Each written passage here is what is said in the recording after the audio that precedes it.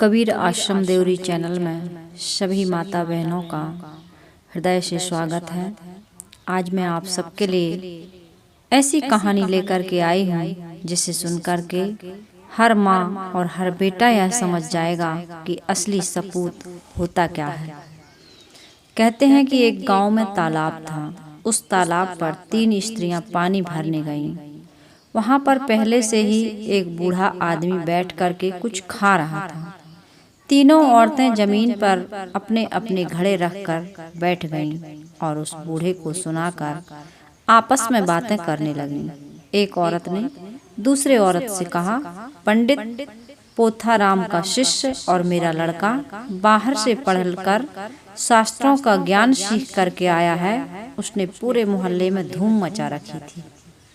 पूरे गांव में बस हमारे लड़के की ही चर्चा हो रही है। अपने बेटे की पढ़ाई और उसकी बड़ाई करते हुए वह कहने लगी कि सुनो सखी, वह आकाश के तारों को गिनकर उनके नाम बता देता है। स्वर्गलोक की सारी बातें उसे पूरी तरह से मालूम है। यमराज के दरबार में फैसला कैसे होता है उसको यह भी मालूम है।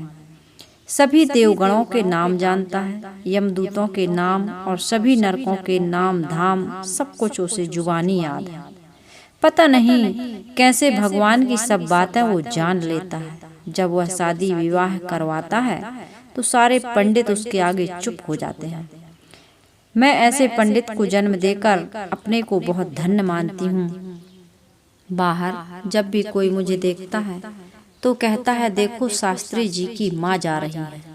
यह बात सुनकर के मुझे बहुत खुशी होती है।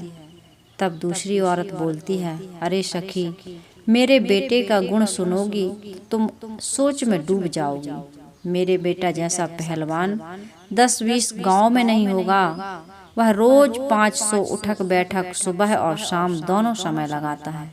अखाड़ों में तो जब वह ताल ठोक करके उतरता है तो बड़े बड़े पहलवान उसके आगे अपनी जान की भीख मांगने लगते हैं। बहन जी, सच मानना, उसके जितना पहलवानी में नाम आज तक किसी ने नहीं कमाया। मैं उसे हलवा मालपुआ दिन भर खिलाती रहती हूँ। खा पी करके जब हाथी की तरह झूमता हुआ सैर करने निकलता है तो मैं तो फूली नहीं समाती।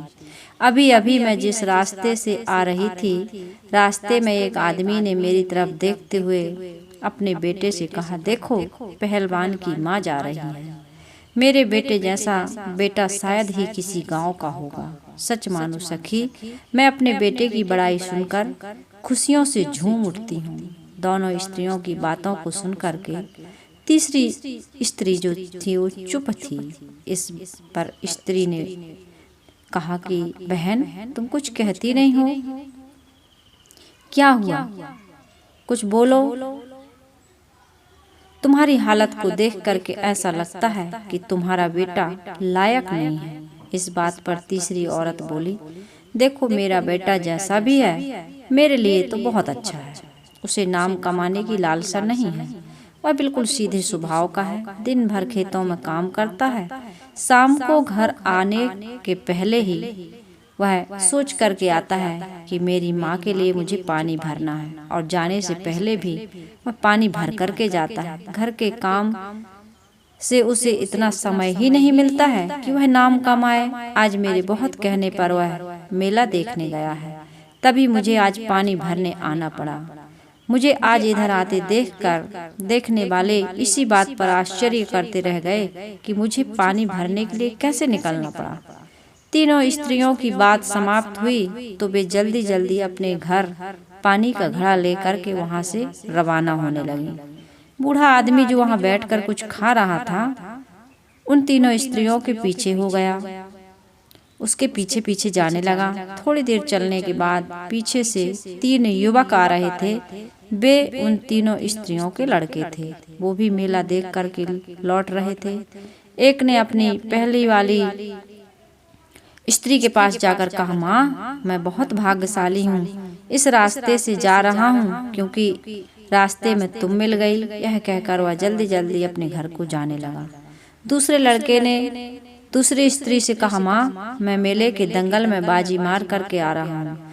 जल्दी पानी लेकर के घर आना, मुझे बहुत भूख लगी है। यह कहकर दूसरा लड़का भी घर की ओर चला गया। इसके बाद तीसरा नंबर का लड़का वहां पर आया और उसने अपनी माँ को देखा। माँ के पास जाकर के वह कहता है, अरे माँ, मैं तो मेले से जल्दी जल्दी आ ही रहा था, तुझे पानी भरने के लिए आने की क्या जरूरत थी, दे मुझे। और उसने उसके हाथ से गगरी लेकर के अपने सिर पर रख लिया और माँ के आगे आगे उछलकर चलने लगा। तीनों स्त्रियों ने चलते हुए बूढ़े बाबा से पूछा, बाबा, तुम हमारे बेटों के बारे में क्या ख्याल रखते हो? बूढ़ा आदमी अपनी दाढ़ी पर हाथ फेरता हुआ बोलता है, तुम लोग अपने अपने बेटे के बारे में चाहे कुछ भी कहो, मेरी राय में तो केवल एक लड़के के पास ही ऐसी नैतिक शिक्षा का अर्थ मालूम दिखाई पड़ता है जिसे बेटा कहा जा सकता है। पहले तो अपनी अपनी माँ के पेट से निकलकर उनसे बहुत दूर हो गए हैं, लेकिन जो तीसरे नंबर का बेटा है, माँ के शरीर से अलग होते हुए भी माँ के मन से मन मिलाए हुए है, जिसमें आत्मीयता है, उसी को तो सपूत मानता हूँ। बूढ़े आदमी की बात सुनकर दोनों स्त्रियों के मुंह से शर्म से छोटे छोटे होकर के ऐसे लटक गए जैसे पेड़ से चमगादड़ लटकती है। तीसरी स्त्री का मुंह गर्व से ऊंचा हो गया। कहानी हमें यही शिक्षा देती है मित्रों, अगर घर में कोई बुजुर्ग लड़के के सामने काम करे और लड़का सैर सपाटा और अय्यासी करे तो इससे ज्यादा शर्म की और क्या बात हो सकती है।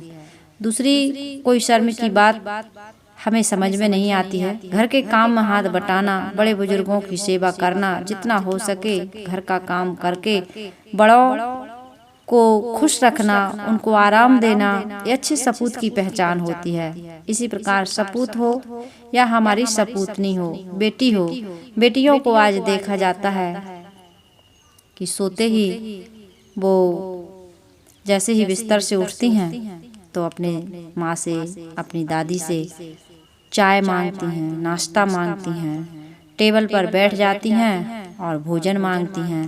तो इस प्रकार से दादा दादी से या अपनी मम्मी से, अपने पिताजी से किसी भी प्रकार की फरमाइश करना, उनसे अपनी इच्छाओं की पूर्ति करवाते रहना और उनकी छोटी बड़ी जो ज़रूरतें हैं उनकी पूर्ति न करना, उनके साथ हाथ ना बटाना ये सपूत के या सुपुत्री के लक्षण नहीं हो सकते हैं। कमाया हुआ धन हमारा उतना सुख नहीं देता जो धर्म पूर्वक एक बेटा एक बेटी माता पिता की सेवा करता है और सम्मान करता है, वह सुख देता है।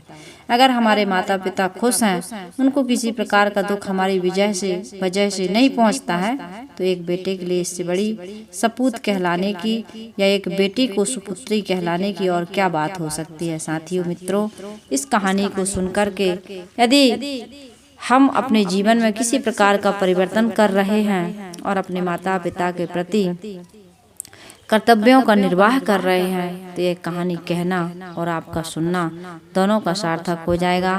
मैं ये कहानी आपके बीच इसलिए लेकर के आई हूँ कि यदि हमारे घर के किसी कोने में कोई भी व्यक्ति के मन में इस प्रकार की भावना है कि माँ और पिता काम कर रहे हैं और नौजवान बच्चे, चाहे वो लड़की हो या लड़का, घर में बैठ कर के आराम से वह चाय पी रहा, नाश्ता कर रहा है या मोबाइल देख रहा है या टीवी देख रहा है या अखबार पढ़ रहा है या अपने करियर को बनाने के लिए किसी भी प्रकार का पढ़ाई लिखाई कर रहा है, लेकिन माँ के साथ पिता के साथ हेल्प नहीं कर पा रहा, तो हमारी सारी डिग्रियाँ, हमारी सारी उपलब्धियाँ दो कौड़ी की हैं। इसलिए मेरा निवेदन है कि अपने माता पिता की जिम्मेदारियों को, अपने माता पिता के घर के छोटे मोटे कामों को उसमें हाथ बटा करके यदि हम उनका आशीर्वाद लेते हैं, उनको सुकून पहुंचाते हैं, तो ये हमारे लिए सबसे बड़ी सम्मान और गौरव की बात है। इस कहानी से आप किस प्रकार से